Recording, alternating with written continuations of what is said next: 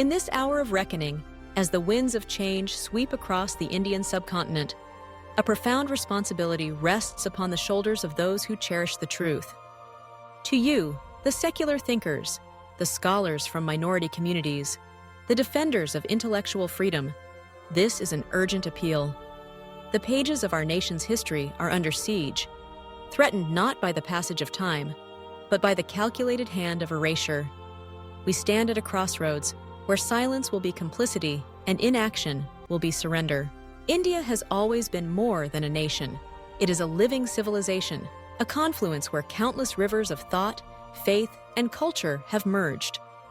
Our story is not one of uniformity, but of diversity, woven together over millennia through encounters, conflicts, reconciliations, and celebrations.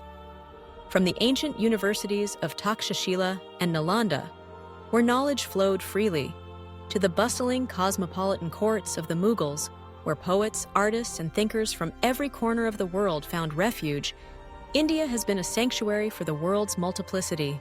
Yet today, this mosaic is being chipped away. We witness the deliberate shrinking of our collective memory.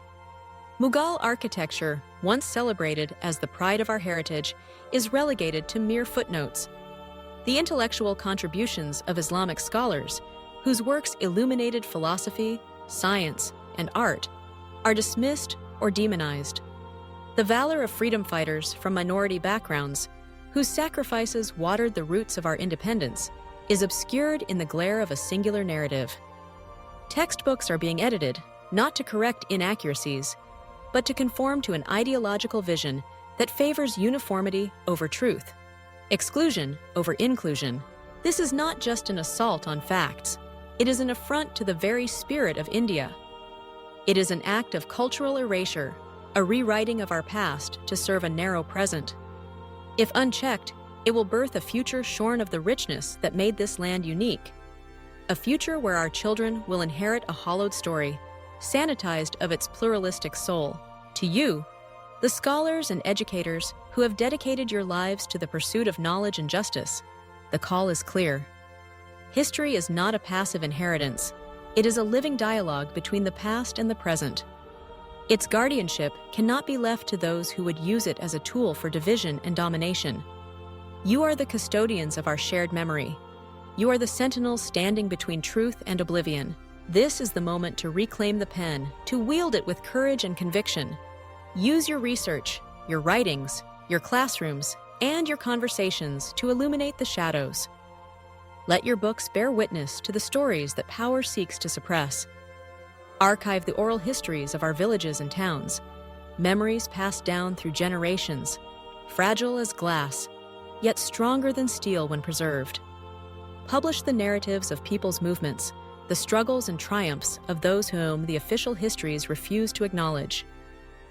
Safeguard the documents, the letters, the diaries, the songs that tell of a nation forged not by a single hand, but by the collective labor of many. Remember the Bhakti and Sufi saints, whose teachings of love and unity transcended boundaries of faith. Remember the Dalit reformers, who lit the torch of justice in the face of discrimination. Remember the tribal warriors, the unsung heroes who defended their lands and ways of life against the tides of empire. Remember the women whose voices, though often unheard, shaped the course of our social revolutions. Each voice, each story, is a thread in the tapestry that is India. To let even one unravel is to diminish us all. This work will not be easy. There will be resistance, and those who benefit from a narrowed history will not yield their ground lightly. You may face censure, ridicule, or worse. But the arc of history, as long as it is told with honesty and courage, bends toward justice. The pursuit of truth is a sacred duty, one that transcends politics, transcends fear, and transcends the momentary tides of power. Teach your children what the textbooks will not. Let them know that India's greatness lies not in its homogeneity, but in its ability to embrace difference. Let them see in the mirror of history the faces of those who built, defended, and enriched this land. Give them the tools to question, to seek, to doubt, and to discover. In doing so, you will ignite the flame of critical thought, the fire of inquiry that no regime can quench. History is not just the story of yesterday, it is the foundation upon which we build tomorrow. When we distort the past, we distort the possibilities of the future. If we allow ourselves to forget the pluralism that defined this subcontinent, we risk becoming strangers to one another. We risk losing the empathy, the mutual respect, and the shared aspirations that have been our greatest strengths. There is still time to write, to record, to resist.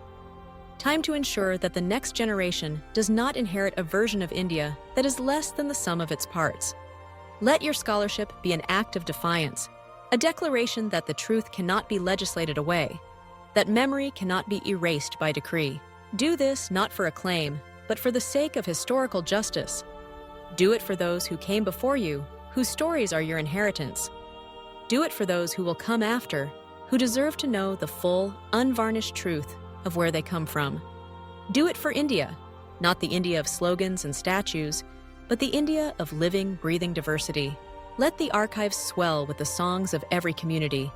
Let your lectures ring with the complexity and nuance that are the true hallmarks of our civilization. Let your platforms amplify the voices that power would silence. In the face of erasure, be the memory. In the face of distortion, be the truth. This is your moment. Rise to it with the dignity and determination that have characterized India's best minds throughout history. Stand with those who refuse to be rendered invisible. Stand for the idea that history cannot be owned, only shared. Stand for the idea that the pursuit of truth is the highest form of patriotism.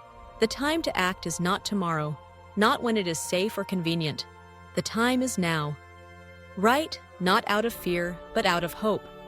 Record, not out of anger, but out of love for all that India has been and can still be. Resist, not for yourself alone, but for the millions whose stories are at risk of being forgotten. This is a call to conscience, a call to courage, a call to remember. Heed it, and you will help ensure that the story of India remains as vibrant, as inclusive, and as enduring as the land itself. The pen is yours. Use it to etch the truth upon the stones of time before the eraser has its way.